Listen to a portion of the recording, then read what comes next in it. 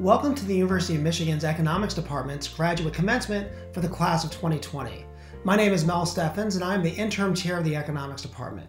I am honored to be a part of this event to recognize your achievements.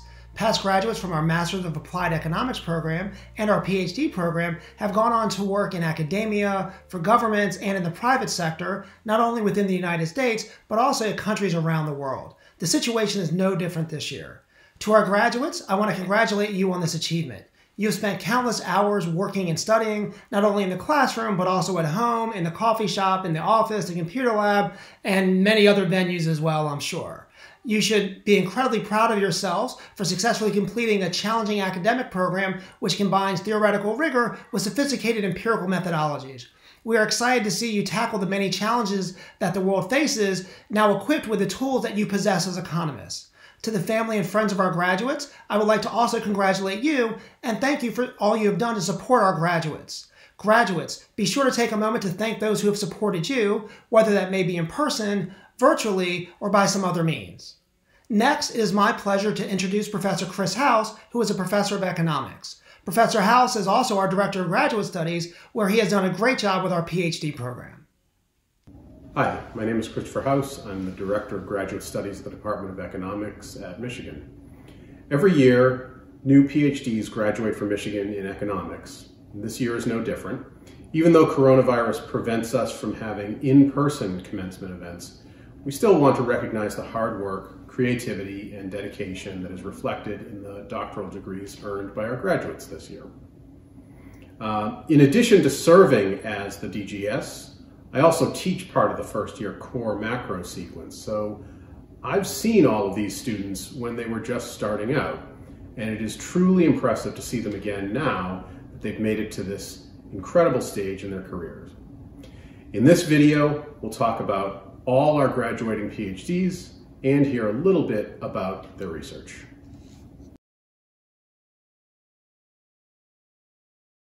I've known Alberto since he arrived at the program. He was my teaching assistant for the first year macro course, and I'm now his thesis advisor. Alberto does work on firm-level inventory accumulation, with a particular focus on delivery lags for capital-producing firms. These are firms that make business equipment and machinery. One of the surprising findings of Alberto's work is that for firms that produce capital equipment, delivery lags seem to be counter-cyclical. So, when the economy is in an expansion and doing really well, these firms get products to their customers faster than if the economy isn't doing so well. This is a little puzzling since you'd probably expect that it's easier to make deliveries when business is slow. And for firms that don't produce capital goods, this is what you see. Another interesting finding that Alberto uncovered is that this counterintuitive behavior on the part of capital-producing firms seems to be concentrated among firms that are financially constrained. Alberto studies this behavior empirically, and he also shows how inventory models have to be modified to agree with the patterns that he sees in the data. It's excellent work, and it seems to provide another clue as to how we should understand manufacturing in the business cycle. Alberto's work is in a very active and exciting area that a lot of other researchers have been attracted to recently.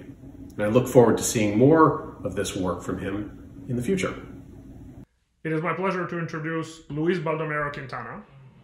Luis's fields of specialization are international trade and economic development, and his dissertation is about the role of infrastructure investments in determining a country's comparative advantage. Many developing countries over the past few decades have paid a lot of attention to industrial structure, whether a country exports and produces manufacturing products or natural resources. The conventional wisdom holds that it's better for a country's development to export manufacturing products. And countries have engaged in activist industrial policies to promote domestic manufacturing sectors. Luis makes a very sensible point that infrastructure investments can be a lever to change a country's comparative advantage. In particular, if you build a road from a country's main oceanic port to a manufacturing region, that is going to tend to increase a country's manufacturing exports by making it easier. Whereas if you build a road from that same oceanic port to an agricultural natural resource region, that's going to increase the amount of natural resources in a country's export basket. Luis uses Colombia as a case study and shows that actually these effects can be quite large. So building roads strategically can actually change a country's comparative advantage quite a bit. Luis is joining economics department of College of William & Mary as an assistant professor. So congratulations, Luis. Best of luck in your future endeavors.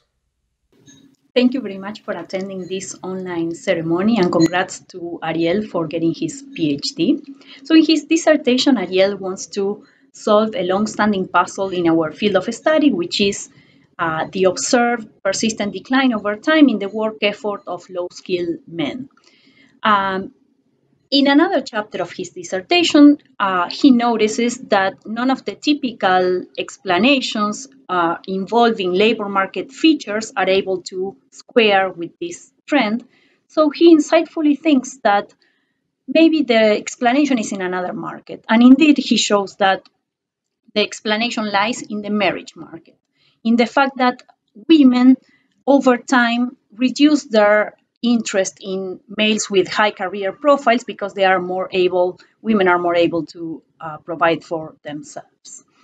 The market itself got a lot of attention on Ariel's work, and this is evidenced by the high quality of offers that he received, including 2 from very prestigious and highly competitive academic programs. In the end, he accepted a position at the US Census, where he will start next year. And Ariel, we are all very proud of you, and I particularly look forward for more academic interactions with you, and I'm sure we will see great things from you. It is a real pleasure to talk about Giacomo Brusco, who's an outstanding economist and simply a delightful person to work with and to advise. Giacomo's dissertation consisted of essays on the public economics of perception and belief. There was a paper on the 2017 tax bill and its effect on valuations of superstar firms in the United States. There was a paper about deadweight loss and how to calculate it when individuals differ in their perceptions of taxation.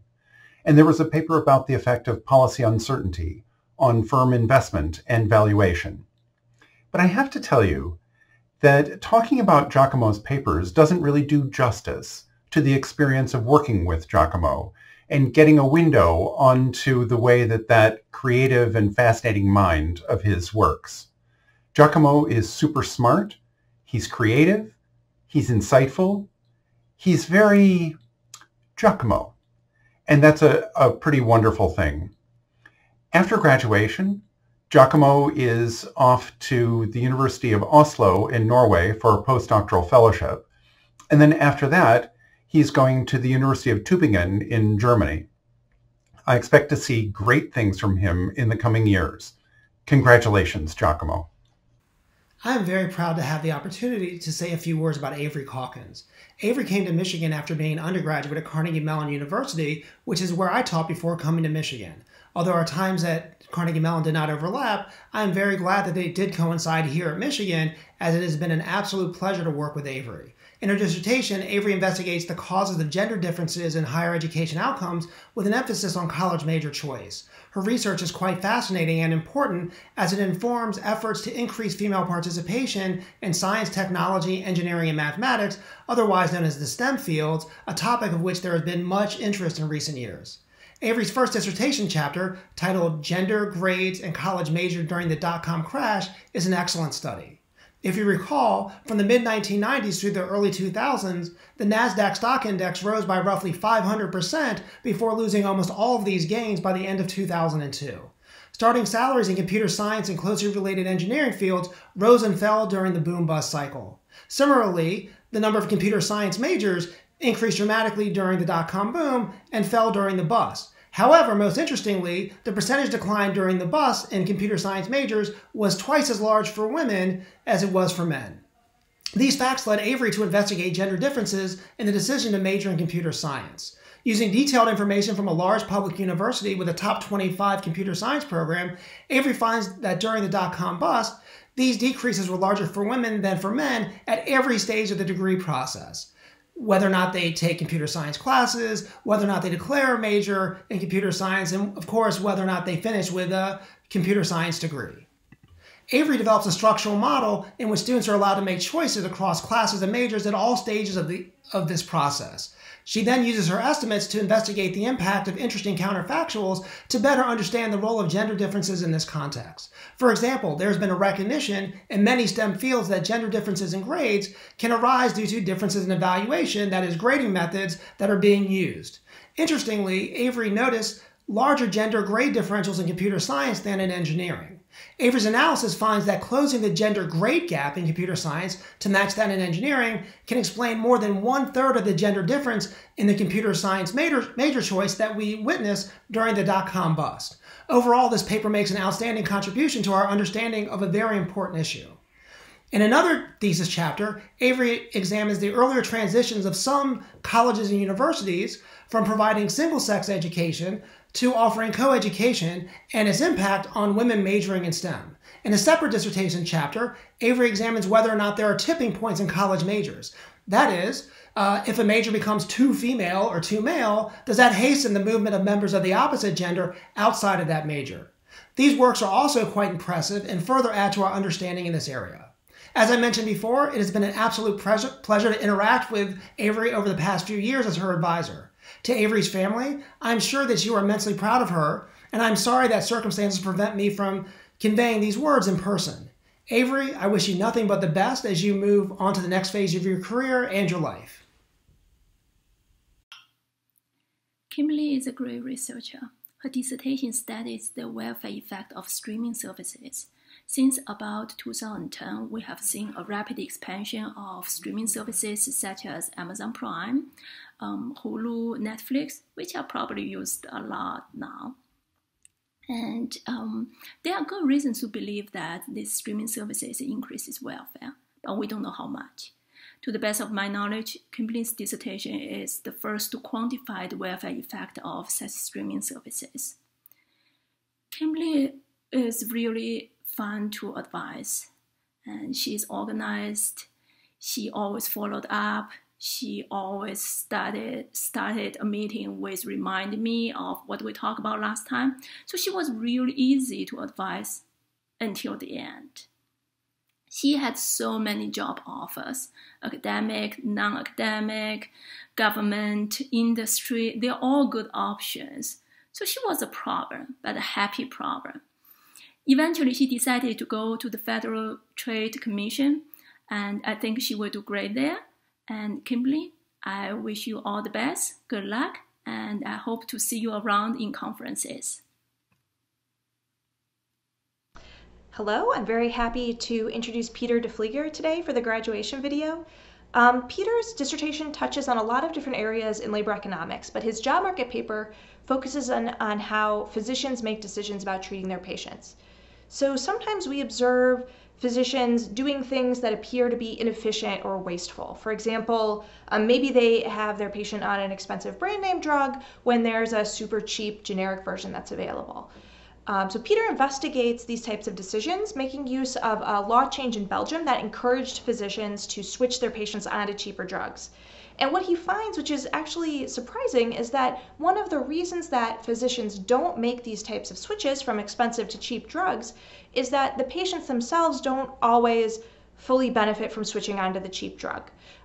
So for example, if a patient is really used to taking a certain type of drug on a certain day, there might be cost to that patient of switching onto a different drug and getting onto a new routine, and it might mean that they actually don't take the drug on time or they take the drug less. So physicians are taking these types of patient considerations into account when they are making prescribing decisions. And this is very relevant for policy because a lot of public policy in healthcare is trying to get physicians to switch into lower cost therapies in order to control medical costs. And so Peter's dissertation highlights that it's really important to take into account these patient considerations when thinking about these policies. So it's a very important and policy relevant finding. To say a few words about Peter personally, I mean, he's a great researcher. He's super smart. He's a great guy. But I think if there's one sort of characteristic I would highlight about Peter, is that he's very tenacious. He's like the definition of tenacity. Every obstacle that was put in front of him during this dissertation, he overcame like it was no problem. So he couldn't access the data for his dissertation in the US, no problem. He got a fellowship so he could go to Belgium to use the data.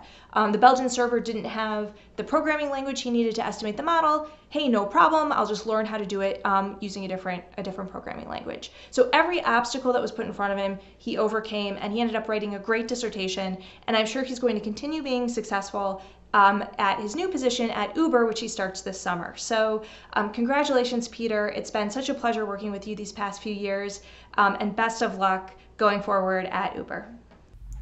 I'm going to speak about Tangren Feng. I am a co-chair of Tangren's committee. The other co-chair is Xiaowei Ke.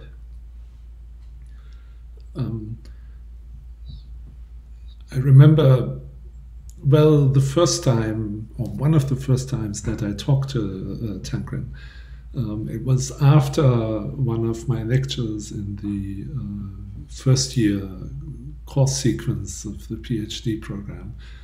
And Tangren came to me after the lecture and said to me that he thought I had I had cheated in that lecture. I thought, how did I cheat? And Tangren said, well, you stated conditions under which equilibria of some sort are efficient in some sense. But you didn't tell us about conditions under which these equilibria actually exist, and shouldn't we also care about conditions under which conditions they exist? And I thought, that's a very good point, and indeed you should care. And I was very pleased that Tangren had spotted that I had left this gap, which surely I plan to fill in the next lecture. But I was also pleased that he was interested and engaging and questioning. And this impression has remained of Tangren. He is a very friendly person, very warm and cheerful person, but he engages with the material, he questions it, he wants to understand it. That's exactly what we're looking for when we look for future researchers. Tangren went on to write his third-year paper with Xiaowei Ke. This paper is by now published in Econometrica.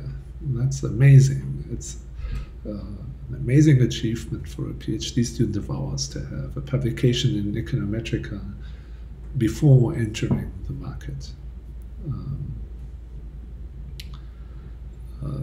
Tangren will now take up a position as a tenure-track assistant professor at the Department of Decision Sciences at Bocconi University in Milan in Italy. The Department of Decision Sciences at Bocconi is very famous. It's an excellent department. Tangren will join a wonderful group of researchers. I hope that he will prosper in that environment and that he will really enjoy it there.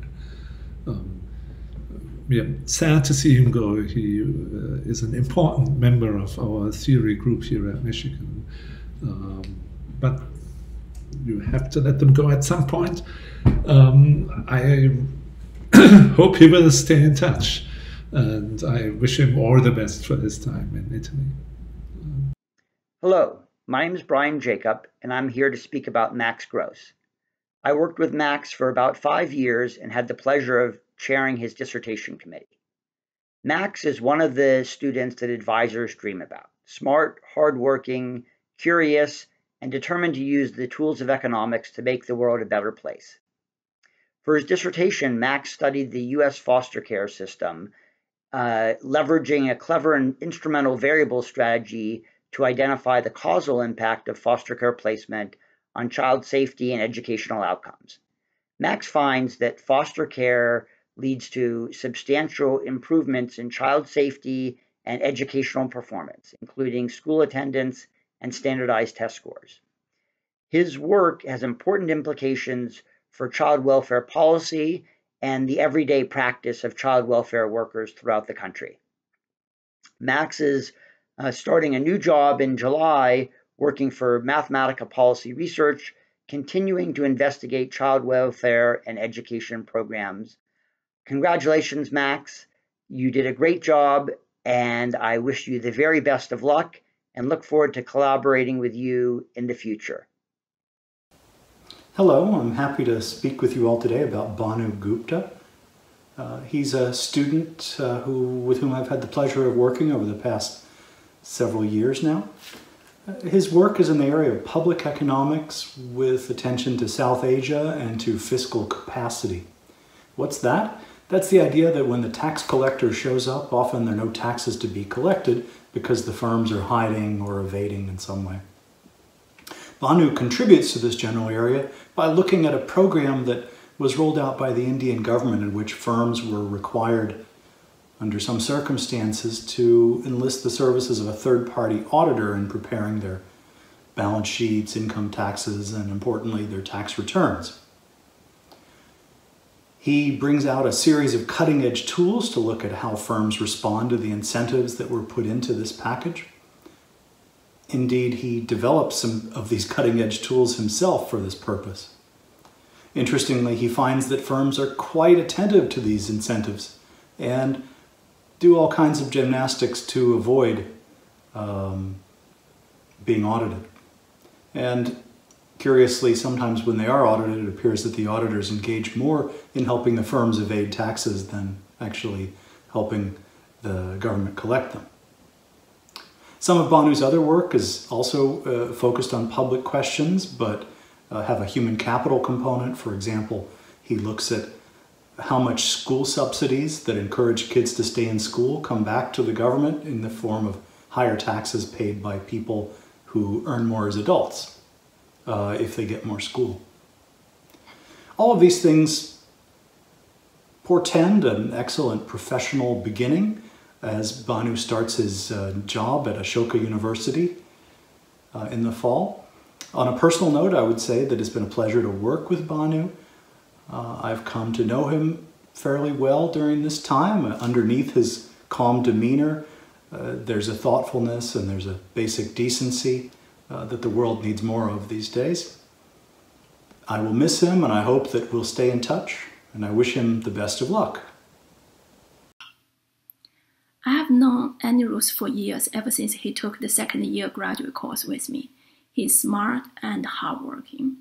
Anirudh's job market paper studied the welfare effect of direct-to-consumer advertising for diabetes drugs. Most existing papers on drug advertising focuses on its effect on demand. Anirudh's paper highlights the importance of considering the effect of advertising on prices and market share of new drugs. This is a really important topic because to this day, New Zealand and US are the only two countries where direct-to-consumer advertising is allowed, and there are debates about the welfare effect of such advertising. Anirudh is now going to join Bates White Economic Consulting. I think he will do great. Anirudh, good luck. I wish you all the best. It's really bad that we cannot celebrate your achievement in person. Come back and visit us. It is my pleasure to introduce Ting Wang. Ting's fields of specialization are international trade and macroeconomics, and her job market paper is on the relationship between manufacturing employment and research and development, R&D. The US manufacturing employment has been declining for several decades now, and that trend generates a lot of anxiety, even though it's not always clear what is so bad about the fact that manufacturing sector is declining. At the same time, a vibrant research and development sector is considered to be key for a country's long-run rate of growth. Ting draws the connection between these two phenomena by showing that in the data, the local presence of manufacturing employment, of manufacturing workers, actually increases the productivity of R&D. As you can see, this is a far-reaching result. that connects two very important phenomena affecting the US economy. In particular, this result gives a concrete reason why we should worry about the decline in manufacturing employment. Losing the manufacturing base can actually make the US R&D process less productive and potentially reduce the rate of productivity growth. Ting is joining the International Monetary Fund as an economist in the fall, and I wish her all the best of luck. Congratulations, Ting. My name is Dean Young, and along with my co-chair, John Bound, I am the chair of Parag Mahajan's dissertation committee. Parag, John and I would like to extend our heartfelt congratulations on your incredibly successful dissertation here in the Department of Economics. Parag, you've made fundamental contributions to helping us understand important features of the labor market, both domestically and internationally, and in particular in how the domestic labor market and the domestic economy interacts with international migration. Your job market paper makes an important and fundamental contribution to helping us understand the impacts of international migration into the United States, focusing in particular on the impacts on firm growth and firm development. That's an angle that hasn't been explored sufficiently in the existing research, so your research definitely pushes forward the frontier of our understanding of how immigration affects the domestic economy in the United States. I've also very much enjoyed working with you on our joint paper on international migration into the United States and how hurricanes overseas influence international migration to the United States. So Parag, you should feel great about your amazing run producing your dissertation here at Michigan. And John and I would also like to extend our best wishes for you as you start your a new phase of your career as an assistant professor at the University of Delaware. So Parag, all the best, and go blue. Hi, I'm David Miller, Associate Professor and Chair of Alexander Moskalev's Dissertation Committee. Alexander studies corporate governance and investor behavior. In his dissertation, he addresses fundamental questions about the nature of the firm and how its objectives are particularly driven by the preferences of institutional investors. Economists usually model firms as seeking to maximize their own profits, but CEOs make decisions about corporate strategy in order to please their corporate boards, who in turn have to answer to shareholders, or at least to a minimal winning coalition of shareholders who vote in the director elections. One of Alexander's papers shows that large mutual funds are key players in these elections, and that if the various mutual funds involved in a firm hold similar portfolios, then they can wield even more power over the board than their ownership share would suggest. In another paper, he derives an objective function for the firm that accounts for investor preferences, mediated through director elections, as well as market power and overlapping ownership. Overall, Alexander's research paints a radically different picture than the traditional profit-maximizing assumption. While this assumption would be a justified simplification under conditions identified by the Fisher separation theorem, firms in both Alexander's model and in real life systematically violate Fisher's conditions. I've been deeply impressed by the progression of Alexander's research. He is independent, creative, and skilled in using a variety of methodologies. I'm incredibly pleased to see the results of his work, as I have learned so much from him. He's bringing new light to important questions for both economics and finance. Alexander, it has been a real privilege to work with you. Congratulations. Darren, you've written a truly outstanding dissertation. It examines how the trajectory of earnings, both wages and benefits, over the life course affects the decisions of older workers on when to retire. It uses pension freezes as a source of identifying information. It draws on an impressive array of data: IRS data on pension plans, census data on employment and earnings, and HRS data on surveys to combine to make a compelling set of moments to calibrate and estimate your model. The model has interesting and sometimes counterintuitive findings. They inform policy changes, such as changes in the Social Security retirement age and how it would affect normal retirement dates. You've also been an important partner in the Send HRS project that links the business register to the HRS. You've pioneered techniques of machine learning for record linkage. You are a true pleasure to work with. We wish you great success as you move to the Boston Fed, and will follow your many achievements from Michigan. Go Blue and bon voyage. I've been working with Rich for several years now. He's been my teaching assistant on multiple occasions. He was a research assistant for me, and now I've had the privilege of being his thesis advisor. Rich's research focuses on changes in the composition of employed and unemployed workers over the business cycle. Now, we've known for a long time that lower wage workers are more likely to be laid off in recessions than high wage workers are. And we've also known that these changes in composition affect our measures of real wages.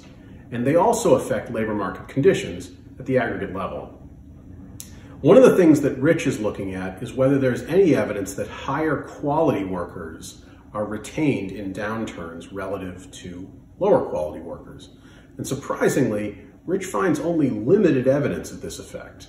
Similarly, differences in race, gender, and educational attainment also contribute only marginally to the cyclicality of average wages through changes in the composition of employment. These findings are pretty surprising for researchers who study compositional changes in the labor market, and I suspect that these results will cause some revisions in how labor markets are understood going forward. Next year, Rich will be taking a position at Cal State Bakersfield. It's been a privilege to work with Rich, and I hope to see more of this research in the years to come. Hi, my name is Martha Bailey, and I'm honored to tell you about Shuxiao Sun, whose dissertation I've advised for the past 3 years. Sun, as he is known to his colleagues, focused his dissertation on the role of early childhood in shaping health and human capital in the long run. His work is thoughtful and insightful, and he has been highly productive. He's completed 4 papers since he started graduate school, and he currently has an R&R at the AER and another forthcoming paper at the Journal of Population Economics. Sun's primary dissertation chapter goes after a very big and long-standing question in economics. How do reductions in fertility rates contribute to economic growth? For years, countries have worked to reduce fertility rates with the idea that doing so would reduce dependency ratios and also help parents invest more in each of their children. The idea is that greater investment in each child leads to increases in children's adult human capital and ultimately their productivity. But the difficulty in testing this hypothesis has been research design and also data availability. So Sun's dissertation addresses both of these problems. He uses new large-scale restricted census data and builds a novel county-level identification strategy. He compares children born in places where abortion would become legal and easy to obtain several years after children are born to children who were born in places where abortion would be harder to obtain in the years after they were born. Children born in the places where abortion would become easy to obtain ended up with fewer siblings in the long run. They had smaller family sizes than the other set of children. Sun then goes on to show that these children with smaller family sizes ended up gaining more years of education as adults, including higher rates of college completion. Men with fewer siblings were also more likely to be employed, and they also earned higher wages as adults. Finally, Sun shows that the returns to public programs were greater for these cohorts of children who had fewer siblings. So in short, Sun's dissertation provides some really convincing evidence that decreases in US fertility rates over the last 50 years contribute positively to the productivity of America's adults. And it also increased the returns to some of the public programs in the United States that target children. So I couldn't be prouder of Sun, and I'm delighted to congratulate him. I wish I could be there in person to shake his hand, but I'm delighted to congratulate him on completing his PhD at the University of Michigan. We will miss you here, Sun, and wish you all the best in your new career at the World Bank. They are lucky to have you. Andrew's main field is industrial organization. In this field, you are supposed to become an expert in the industries that you have studied. Let me tell you what industries that Andrew has studied during his time in Michigan: the airline industry and the beer industry. So now we know what Andrew is good at: drinking beer on the plane. Jokes aside, his dissertation makes serious contributions to the literature. For example, his job market paper points out that sales can be used strategically in collusion when there's uncertainty about rivals' marginal costs. This is because sales could be interpreted as a result of a negative marginal cost shock instead of cheating behavior in the tacit collusion. This point is new and intuitive. Andrew's next journey is to be a senior economist at the Bank of Canada. I think he will do great. Andrew, I wish you all the best. Good luck and stay in touch. If these videos are played according to the last name of the students, you should have seen me several times. By now, you probably have realized there's a common theme. My students study fun topics, even though I'm a super boring person myself. Anyway, Colin is no exception. Colin's job market paper studies price discrimination against inattentive borrowers in the home mortgage market. This market is characterized by large dispersion in interest rate across consumers, across borrowers. Even after controlling for a large set of loan characteristics and borrower characteristics, such dispersion remains. Why? What else drives the dispersion across consumers, across borrowers? Colin's paper identifies firms' price discrimination against inattentive borrowers as part of the reason. Colin is smart and hardworking and really independent. And because of his strong skills, he got a job at Amazon even before the market officially started. Colin, I wish you all the best. Good luck and stay in touch. Hi, everybody. My name is Achad Varyu, and I'm honored to serve as the co-chair along with Hoyt Blakely of Huayu Shu's dissertation committee. Hoyt and I served on this committee alongside Lauren Bergquist and Dean Young. And first, I just want to congratulate Huayu on writing an incredible dissertation, which really showcases his creativity, his passion for going deep and understanding important nuances in the subjects that he studies, as well as his ability to think about big picture issues while also keeping an eye on the details. So congratulations on an incredible piece of work. In his job market paper, Huayu connects misallocation in land markets in China to the idiosyncratic preferences of local politicians, who very tightly control the sale of new land. He leverages proprietary data on land sales, usage, and prices, and he links those data with a whole host of other data sources to identify the effect of political preferences on land allocations. I won't go into the very clever ID strategy further here, but you all should ask him about it sometime over a beer. It's wonderful work, and I expect it'll publish really well and be an important addition to the development economics literature. Huayu has been amazingly prolific in his time as a graduate student, definitely producing much more high-quality work than I did in graduate school. I've had the pleasure to work with Huayu for several years now on some completed papers as well as ongoing projects, and I'm very excited that I found him as a co-author and will hopefully keep working together for years to come.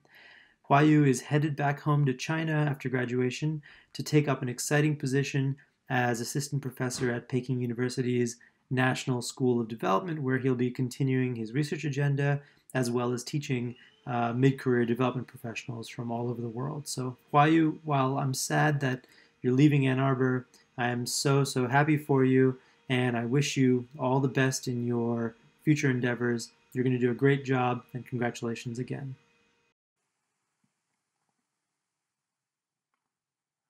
I co-chaired Wenjin's dissertation, which dealt with the allocation of human and physical capital across firms. In one essay, Wenjin's job market paper, he contributed an important new fact to the growing literature on concentration of employers in labor markets.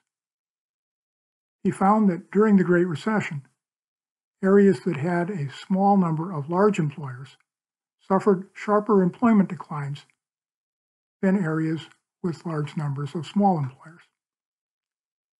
He went on to show that this really was an effect of employer concentration rather than other correlated factors, and provided a nice model explaining why concentration might be expected to have this effect.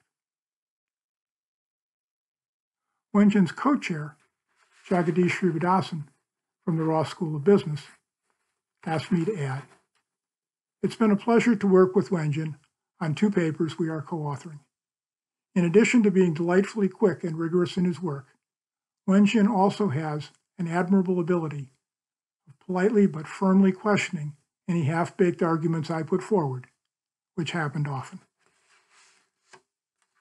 Jagadish and I wish Wenjin all the best as he joins the faculty of Shanghai Jiao Tong University as an assistant professor in their Department of Finance. My name is Dean Yang, and I'm the chair of the dissertation committee of Hong Yu. Hong, I just wanted to extend my heartfelt congratulations on an amazing run you've had as a PhD student and the completion of your successful dissertation on HIV/AIDS in Mozambique and policy measures to fight the HIV/AIDS epidemic. Hong, you've just done an amazing job and made really groundbreaking contributions to helping us fight HIV/AIDS in sub-Saharan Africa. In particular, your job market paper on stigma and how to counteract fear of stigmatizing attitudes in the HIV/AIDS epidemic is set to make a fundamental contribution, both to basic science, to social science, and to how we fight the HIV/AIDS epidemic. So again, congratulations, Hong. It's been fantastic working with you both as an advisor and a co-author, and I wish you all the best as well in starting your new job as an assistant professor at Peking University. All the best, Hong, and go blue.